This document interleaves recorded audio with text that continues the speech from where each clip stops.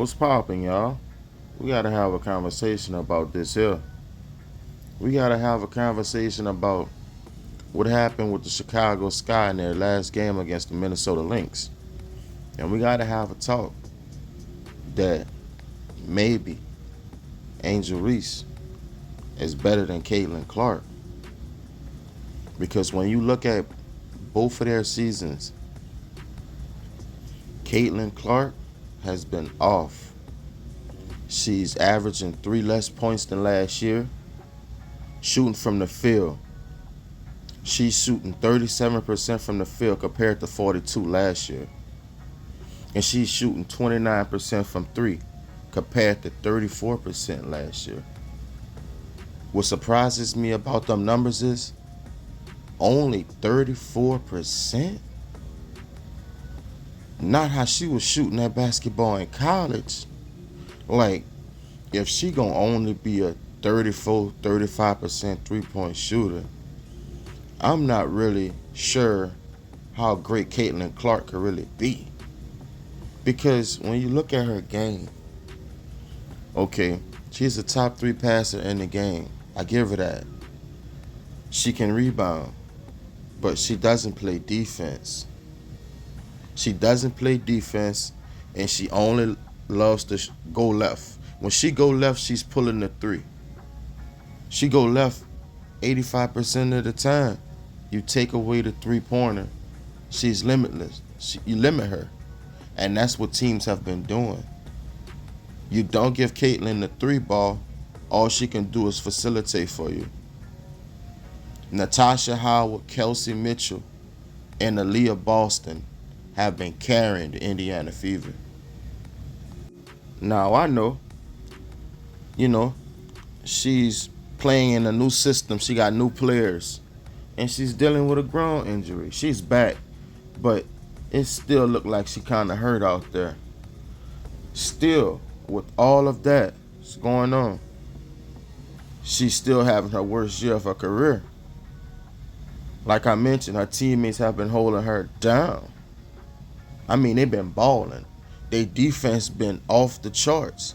They've been one of the best defensive teams in like the last 10 games. They've been balling.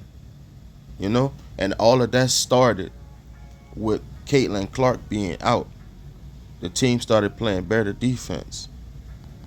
When you look at her stats in the past 6 games, like, this is like awful.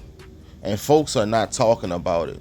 Every time Angel Reese messes up, you see her everywhere. Memes of her. She gets dogged in the media. She gets no love. The media, they don't do her no justice. They don't try to help her in any way. But when Caitlin Clark messes up or not playing up to her standard or potential, just like they sweep it under the rug, no one wants to mention it. That's not right. Because in her last 6 games, man, she's shooting 29.5% from the field and only 14% from 3 while attempting 7 threes a game. That's awful. While still committing 5 turnovers a game. She committed 5 turnovers last year, and she continuing that this year. That's not good. All I'm saying is Caitlin Clark need to get the same smoke that Angel Reese be getting. We can't just congratulate her when she goes off like she Larry Bird or somebody. When she have average games or below average, she need to get criticized just like Angel Reese. That's all I'm saying. When you look at Angel Reese on the other hand, she here, folks. She's here. This past month, 19 and 13 on 56% from the field. Huh? She has improved her game. It matters to her now. Angel Reese is starting to show her all-around game. She's not just a rebounder. Last year, in the beginning of this year, she had that aura about her, like, Yeah, I'm good, but I ain't gotta really play like that. It's like she wasn't taking the game serious. Trolls and media start talking about her bad. I'm talking about in the worst way. Uh, um, Something that flipped in her head, man. She taking the game serious now. She wanna be great.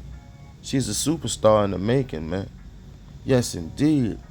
Man, this girl putting up 20 and 10 games. She just dropped 20 and 10 on Nafisha Collier. Nafisha Collier probably gonna win MVP. That girl was Defensive Player of the Year winner last year. She official. And her past 2 games against Reese, she putting up 27.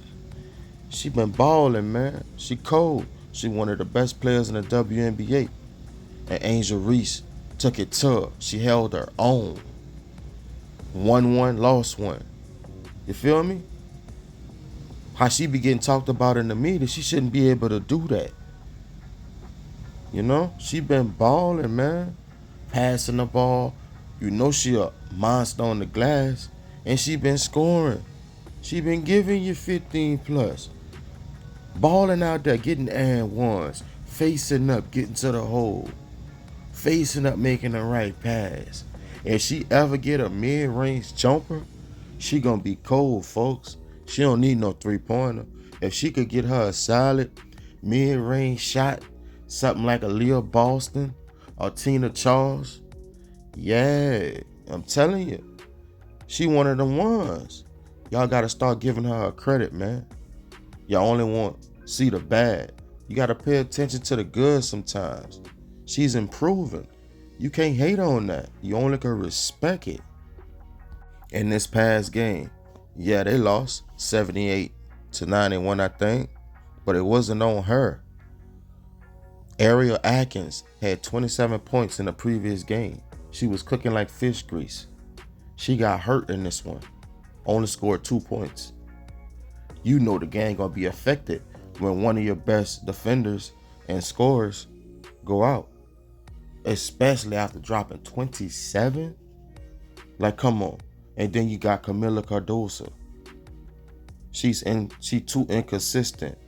Like if Switchka flipping her head, Chicago Sky would be unstoppable. Because together, ain't no lineup in the game should be able to stop them. Camila Cardoso be letting Reese down and her team. After putting up 15 and 17. 17 rebounds was her career high. You come back with 6 and 6. I'm not even sure how she got them 6 and 6. She was horrible out there. She was turning the ball over. She was playing soft. She set a screen and hurt her own teammate. She lost her shoe out there. She was a step behind. She missed bunnies right at the rim. At some point, I was like, just get her out the game. She really cost the Sky in this one. With all of that going on, it was too much to overcome. Not to mention, they had 17 turnovers. They must keep control of the ball. You're not going to win when you turn over the ball like that. In this offseason, Tyler Marsh needs to get another point guard to help Reese and Ariel Atkins with the ball handling responsibilities. And they need to get another scorer. I'm not saying that Banham is a bad player and Rebecca and the rest of them girls. They're good, but they're not like championship good. They need a couple more pieces on this team. When you look at the rest of the teams around the league, they got way more help than Reese has. So you factor in Reese playing ball how she playing. If she was to get some more help and Camila Cardoso be more consistent, the Chicago Sky could really be a dangerous team in the WNBA. It's only 13 teams.